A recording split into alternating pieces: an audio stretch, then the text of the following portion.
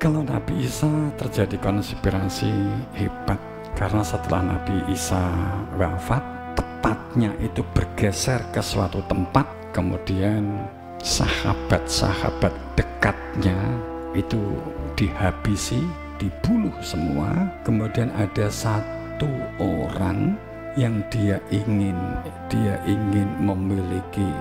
menginginkan sebuah pengakuan dan ingin memiliki massa dan ingin mengendalikan dan menguasai massa, seperti supaya dianggap bahwa dia itu orang dekat dengan Nabi Isa, orang yang tahu persis tentang Nabi Isa, sehingga dia membuat settingan bahwa sebelum sahabatnya Nabi Isa itu dibantai atau dibunuh, didekati sedemikian rupa untuk membuat tulisan-tulisan kebijakan. Yohanes, Lukas, Matius itu didekati untuk membuat tulisan-tulisan. Setelah tulisan-tulisan itu jadi, beliau dibunuh habis, tapis. Bahkan yang respect kepada Nabi Isa pun juga dibantai. Setelah itu dia bawa bendera, kemudian karena dia telah membaca dari buku yang ditulis oleh sahabat-sahabat Nabi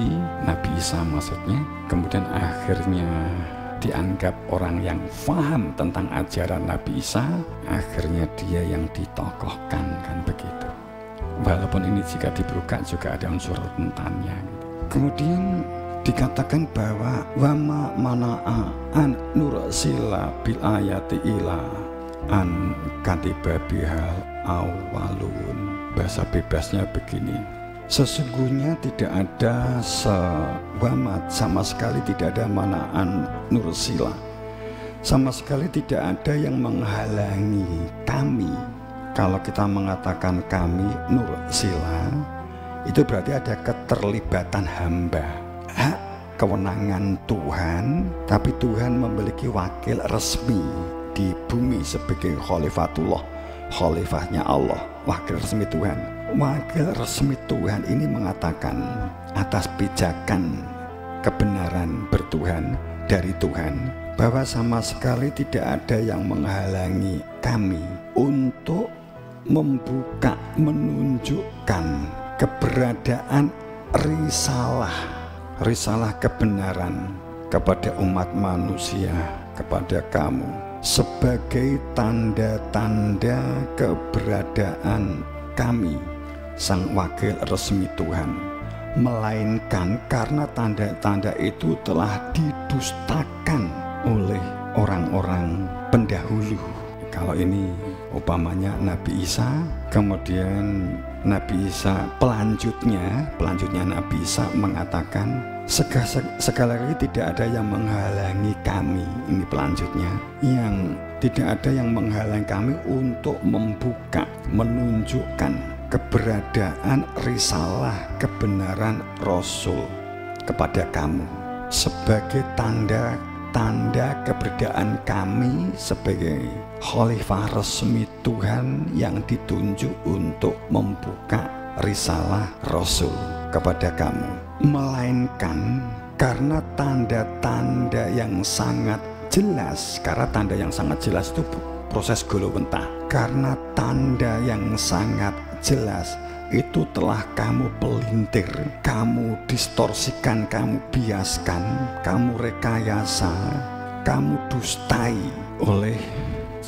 sahabat itu. Maka dikatakan oleh pendahulu, kenapa kok sudah ada tanda bahwa ini pelanjutnya.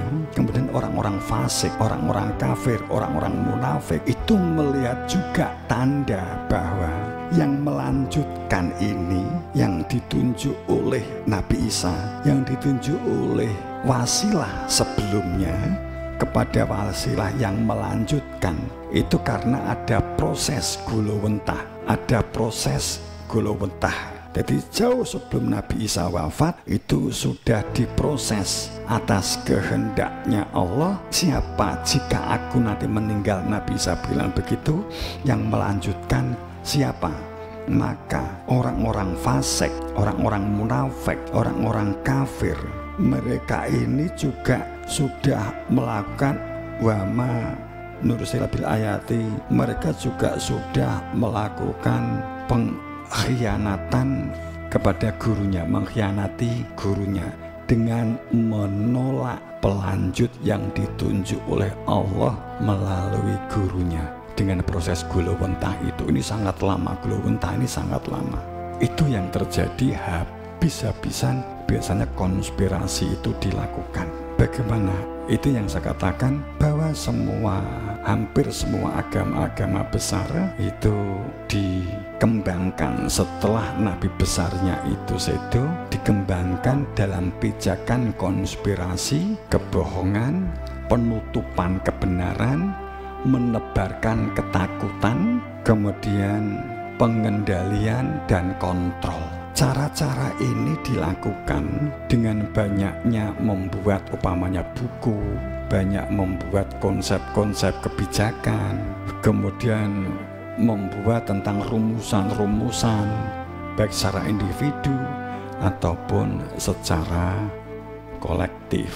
Itu terjadi, makanya muncul hadis-hadis palsu kan gitu kan, kemudian muncul kitab-kitab Yamani, kitab-kitab umpamanya kitab-kitab Israiliyat, hadis-hadis Israiliyat. Itu adalah bagian dari sebuah sistem konspirasi untuk menutupi kebenaran, karena jauh-jauh sebelum Nabi Muhammad wafat yang dipersiapkan semua orang juga sudah tahu siapa yang akan melanjutkan, sehingga orang yang fasik, orang yang munafik dan orang yang kafir dalam pengertian tertutup, kafir dalam pengertian jumud, kafir dalam pengertian kaku dan beku, kafir karena ditutup, dikubur oleh akunya, dikubur oleh egonya, dikubur oleh ambisinya, maka menjadi makna kafir. Bukan berarti dia bukan orang Islam, bisa jadi orang Islam, akan tetapi dia kufur